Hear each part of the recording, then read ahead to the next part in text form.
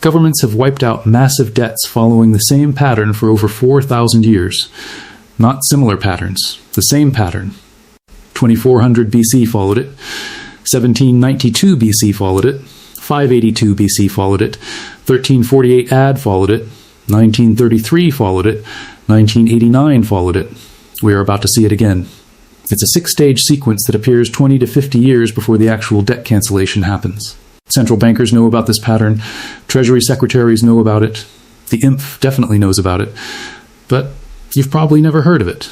Because if regular people understood what to look for, they'd protect their savings and position themselves for the reset before it happens, instead of scrambling after their currency gets devalued by 40%. I'm going to walk you through all 6 stages today, and I'm going to show you exactly where we are in that sequence right now. Spoiler, we're further along than you think. I'm Malcolm, and this is History Meets Economics. Thank you for subscribing. In 1982, a Citibank executive named William Rhodes saw something nobody else wanted to acknowledge. Mexico was about to default on $80 billion in debt. The entire Latin American continent was on the brink. Every major bank in New York had exposure that would vaporize their capital reserves. The financial establishment laughed. Walter Wriston, the legendary CEO of Citibank himself, had spent years declaring that countries don't go bankrupt. He'd personally overseen the aggressive lending strategy that put Citibank deep into Latin American sovereign debt. Smart money, he called it. Diversification. Third world economies were booming. 18 months later, 16 countries had defaulted simultaneously. Wriston's bank lost $1.1 billion in a single year, the largest banking loss in American history at that time. He retired in disgrace. His successor had to be bailed out by the Federal Reserve. The Wriston Doctrine became a punchline in business schools. William Rhodes, meanwhile, had quietly developed a systematic method for analyzing sovereign debt crises. He looked at debt to GDP ratios, export revenues, interest rate environments, social stability indicators, capital flight patterns, 14 factors across 6 distinct stages, and he'd studied history. Ancient Mesopotamia, classical Athens, medieval Europe. The pattern was always there. I spent 6 months going through IMF historical archives, academic studies on ancient debt cancellations, and declassified Federal Reserve documents from the 1980s to verify whether this framework actually held up across different millennia. It does. Every. Sing. Time. Stage 1. The productive borrowing phase. This is where it always starts. Not with corruption, not with stupidity, with genuine investment that produces real returns. Here's how it works. A government or society needs capital for something productive. Infrastructure. War that must be won. Recovery from disaster. Education. Something that will genuinely create more wealth than it costs. So they borrow. And initially, the math works. The roads they build generate commerce that produces tax revenue exceeding the debt service. The war they win opens trade routes. The irrigation systems boost agriculture. It's a virtuous cycle that feels like progress and prosperity. But it's actually the trap being set. Because here's what happens psychologically. Success breeds confidence. Confidence breeds more borrowing. More borrowing works, until it doesn't. But by the time people realize the returns are diminishing, they're already locked into the debt structure. In 2400 BC Mesopotamia, it was irrigation canals in Lagash under King Urukagina. The canals worked, grain production soared, tax revenues increased, the debt to temple administrators and merchants made sense, everyone got rich. In 1792 BC, it was Hammurabi's expansion of Babylon. Military conquest paid for itself through tribute and trade for the first 20 years of his reign. The debt to finance the army was smart borrowing. In 582 BC Athens, it was Solon's economic reforms after the Solonian crisis. The restructuring required capital. It produced a commercial renaissance. Borrowing financed the growth that made Athens dominant. In 1920s Latin America, it was electrification, railways, port modernization. U.S. and European banks couldn't lend fast enough. Between 1925 and 1929, it was genuinely productive investment that boosted GDP by 30% across the continent. Now look at where we are today in 2026. After 2008, global governments borrowed $30 trillion for stimulus and infrastructure. Some of it, maybe 20%, went to genuinely productive things. Roads that needed repair, bridge upgrades. But watch what happened to the debt to GDP ratios. U.S. federal debt went from 67% of GDP in 2008 to 128% today. Japan went from 183% to 270%. Italy went from 99% to 149%. Add in the pandemic borrowing, and you add another $17 trillion globally in just 2 years. Add in the green transition infrastructure plans across Europe, and you add commitments for another $3 trillion through 2030. As a percentage of global GDP, total public debt is now higher than it was in 1945, higher than 1932, higher than any point in recorded history. Stage 1 isn't just flashing red, it's on fire. Stage 2, the debt servicing trap. This is where the psychology shifts.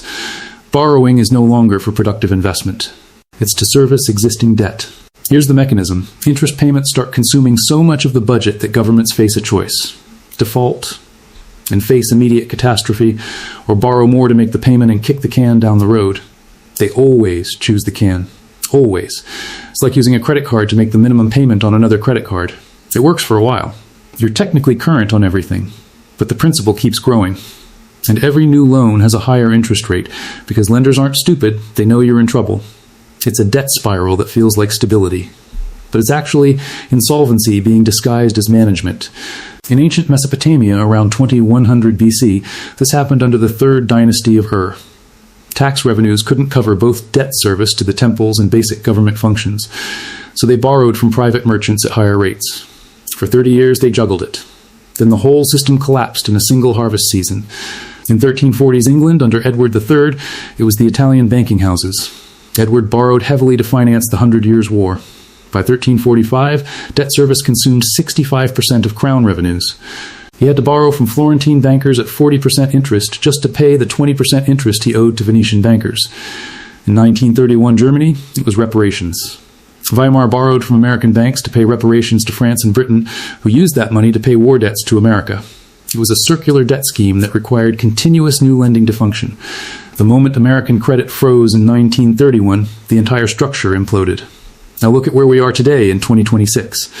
The United States now spends more on interest payments than on defense. $892 billion in 2025 just on interest. That's more than Medicare, more than education, more than anything except Social Security. Japan spends 24% of tax revenue just on interest. Italy spends 19%. Add in the rising interest rate environment, and you add the fact that governments have to refinance $7.6 trillion in debt in 2026 alone at rates triple what they were paying in 2020. Add in the demographic crisis, reducing tax revenues across developed nations, and you add falling worker to retiree ratios that mathematically cannot sustain current debt levels. We are deeper in stage 2 than we've ever been in modern history, and we're deeper in it than we've ever been.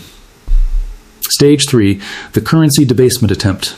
This is the stage that makes me angriest, because it reveals how the system actually works. Governments realize they can't pay the debt with real money, so they try to pay it with fake money. Not counterfeit exactly, it's legal, but it's diluted, debased, worth less than it was. In ancient systems, it was literal coin clipping. Melt down gold coins, mix in copper, restrike them with the same face value. In modern systems, it's quantitative easing and deficit monetization. Print money, buy your own debt, pretend it's not inflation. Here's what makes this evil. It's a hidden tax on everyone who saved money. You did the responsible thing. You saved. Your reward is watching your savings lose 30% of their purchasing power, while the government that created the debt gets to pay it back with worthless paper. It's a wealth transfer from savers to debtors, from the responsible to the reckless, from citizens to the state. In Rome, from 200 to 270 AD, they reduced the silver content of the denarius from 95% to 5%. Prices increased 50-fold. The middle class that had saved in denarii was wiped out. In 1340s France, under Philip VI, they debased the currency 6 times in 10 years. Each time they recalled the old coins, restruck them with less precious metal, and issued them at the same nominal value. By 1348, a French livre was worth 1/5 what it had been in 1337. Anyone holding French currency lost 80% of their wealth. In 1920s Weimar Germany, everyone knows this one, but the scale still shocks. The papier mark went from 4.2 to the dollar in 1914 to 4.2 trillion to the dollar in 1923. Total destruction of savings. Total destruction of the middle class. Now look at where we are today in 2026. The Federal Reserve's balance sheet went from $800 billion in 2007 to $8.9 trillion in 2022. That's a 1,000% increase in the monetary base. The European Central Bank went from 1.1 trillion euros to 8.8 trillion euros. The Bank of Japan went from 100 trillion yen to 730 trillion yen. Add in the M2 money supply growth across developed economies, and you add 40% expansion in just 3 years from 2020 to 2023. Add in inflation reduction that somehow required printing more money, and you add the Orwellian reality that governments are now openly lying about what debasement means. Consumer prices in the US have increased 23% since 2020. Real wages, when adjusted for actual inflation, not the manipulated CPI, have fallen 8% for median workers. Stage 3 is flashing red, and the people who saved are being quietly robbed. Stage 4, the social fracturing. This is where it stops being an economics problem and becomes a political crisis. On the surface, everything still looks normal. Markets are open, governments function. But underneath, society is splitting into factions that hate each other. Here's the mechanism. Economic stress creates scapegoats. The debtor class blames creditors for usury. The creditor class blames debtors for irresponsibility. The young blame the old for spending their future. The old blame the young for entitlement. Rural blames urban. One ethnicity blames another. It's a social disintegration that feels like isolated culture wars. But it's actually the precursor to political upheaval that makes debt cancellation possible. In Mesopotamia, this manifested as class warfare between free citizens and debt slaves. By 2100 BC in several city-states, former landowners who'd lost property to creditors made up 30% of the population. They were one bad harvest from revolution. In 6th century BC Athens, it was the crisis that brought Solon to power. The city was on the verge of civil war between the wealthy creditor class and farmers forced into debt bondage.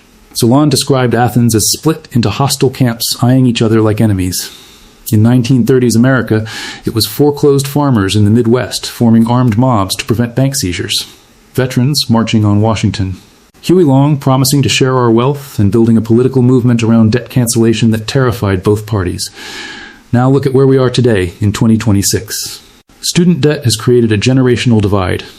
Americans under 40 owe $1.8 trillion in educational debt for degrees that don't produce the incomes promised.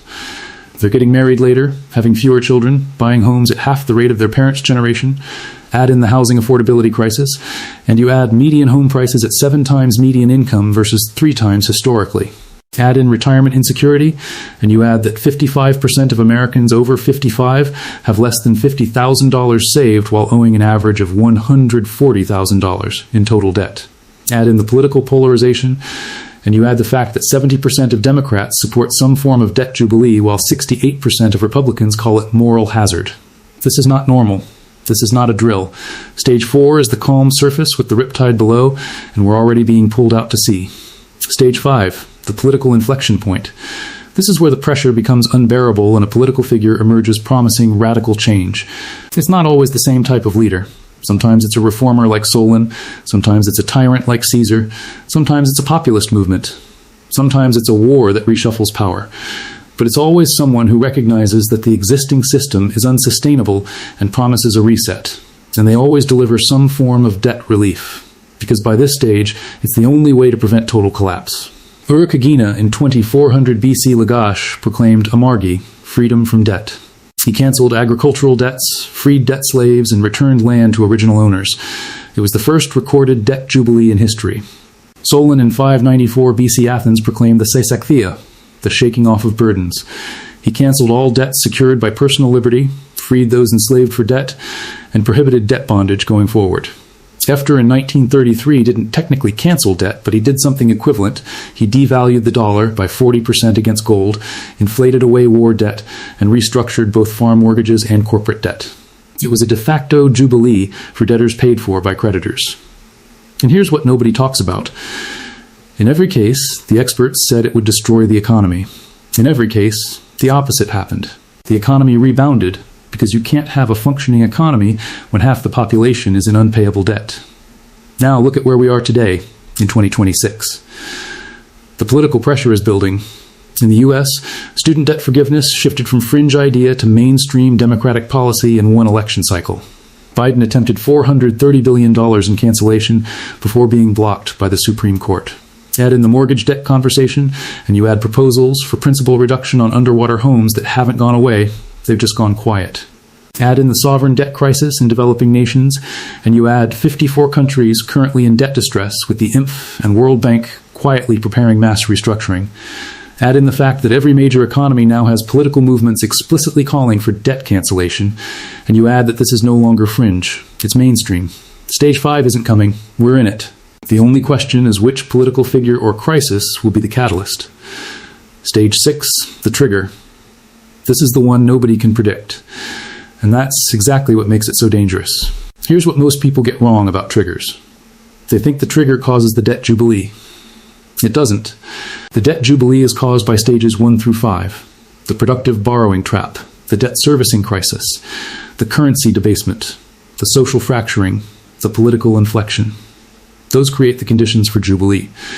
The trigger just determines when. In 2400 BC Lagash, the trigger was a drought. Bad harvest, tax revenues collapsed, and suddenly the sustainable-looking debt structure revealed itself as a house of cards. Hirokagina proclaimed Amargi within months. In 594 BC Athens, the trigger was the Selonian affair, a failed coup attempt by an aristocrat that exposed the class tensions. Nobody cared about the coup, but it revealed how close Athens was to civil war. Solon was appointed within a year. In 1348 Europe, the trigger was the Black Death. The plague killed a third of the population, labor became scarce, wages increased, and suddenly feudal debts couldn't be enforced. The debt structure of medieval Europe collapsed in 18 months. Massive debt cancellations swept the continent. In 1933, the trigger was bank runs. Nothing about the underlying debt crisis changed. It had been building since the 1920s. But when depositors lost faith and withdrew their money, the whole facade collapsed. FDOR proclaimed a bank holiday and restructured everything. What could trigger it today?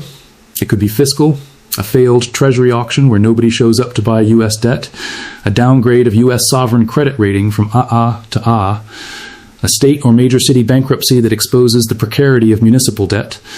It could be monetary, a central bank admitting they've lost control of inflation, a currency crisis in a G7 nation, an emerging market contagion that spreads to developed economies like 1997, but bigger. It could be political, a populist winning on explicit debt cancellation platform, a general strike demanding relief, a debtors' revolt where millions simply refuse to pay and dare the system to try to collect. It could be geopolitical, a war that requires emergency fiscal mobilization, a pandemic worse than COVID-19, a climate disaster that crashes revenues while spiking emergency spending. It could be financial, a derivatives crisis, a pension fund collapse, a too-big-to-fail bank that turns out not to be. Or it could be something nobody is talking about. That's usually how it works. In 1914, nobody thought the assassination of an Austrian archduke would restructure global debt. But it did. When stages 1 through 5 are all flashing red, the trigger usually arrives within 18 to 36 months. We've had all 5 stages confirmed since 2020. That puts the window somewhere between late 2026 to 2028. Maybe earlier, if I'm being honest with you. Maybe we're not even measuring the timeline right anymore. Now let me tell you what this doesn't mean. I'm not telling you hyperinflation is going to happen tomorrow. Timing is impossible. Markets can stay irrational longer than you can stay solvent. Anyone who tells you they know exactly when the debt jubilee is coming is lying. I don't know when. Nobody does. I'm also not telling you to sell everything and buy gold and canned food and move to a bunker. That's not a strategy. That's panic. And panic is how people make catastrophic decisions that destroy their lives regardless of what happens to the economy. What I am telling you is that the conditions which preceded every major debt restructuring in the last 4,400 years are present right now. All 6 stages are either active or imminent. The question isn't whether you believe me. The question is what you're going to do with this information. William Rhodes didn't just predict the Latin American debt crisis, he prepared for it. While everyone else was aggressively lending to developing nations, he was quietly reducing exposure. While everyone else was booking phantom profits on loans that would never be repaid, he was stress testing for default scenarios. While everyone else was following Walter Wriston's doctrine that countries don't go bankrupt, he was studying the history of countries that definitely did. When the crisis came, he was positioned not just to survive, but to lead the restructuring. He became the chief negotiator for the entire banking industry's response. He turned crisis into career-defining success. Walter Wriston, the genius CEO with the Harvard EMBA and the decades of banking experience who mocked the pessimists, lost everything. His reputation, his legacy as a banking visionary, his comfortable retirement. He spent his final years defending his record instead of enjoying the wealth he thought he'd secured. The difference between them wasn't intelligence. Riston was probably smarter in the conventional sense. The difference was that Rhodes paid attention to the signals. He respected the pattern. He positioned himself for what was coming instead of what he wished would happen. Now to the uncomfortable questions. You have the same choice right now. How much of your financial security is in assets that assume the current debt structure stays intact? How much of that is concentrated in government bonds, or currencies, or systems that require continuous debt expansion to function? How much of your retirement planning depends on markets staying where they are or going higher? If there's a 30% currency devaluation in the next 3 years, would you be okay? Would you lose your house? Would you have to delay retirement by a decade? Would your children's college funds evaporate? I'm not telling you what to do. No, absolutely not. I'm not a financial advisor. I'm a researcher and a historian. I study patterns. And the pattern is clear. The people who get destroyed in debt restructurings aren't stupid. They're just unprepared. They trust the experts who tell them everything is fine. They believe the system is more stable than it is. They assume someone would warn them if something was really wrong. Nobody warned them in 1348. Nobody warned them in 1933. Nobody warned them in 1982. Nobody's going to warn you now. The warning is the pattern itself. And now you know it. What you do next is up to you. If this video helped you see something you didn't see before, subscribe and turn on notifications. I'm going to be breaking down each of these 6 stages in more detail over the coming weeks, including the specific data points you can track yourself to watch this unfold in real time. Knowledge isn't power. Applied knowledge is power. The debt crisis of 1933 didn't have to destroy so many lives. The signals were there. The pattern was clear. People chose not to see it. Don't make the same choice. I'm Malcolm, and this is History Meets Economics. If you think this documentary is wrong, explain where. If you think it's right, explain why. Here's another moment history met economics.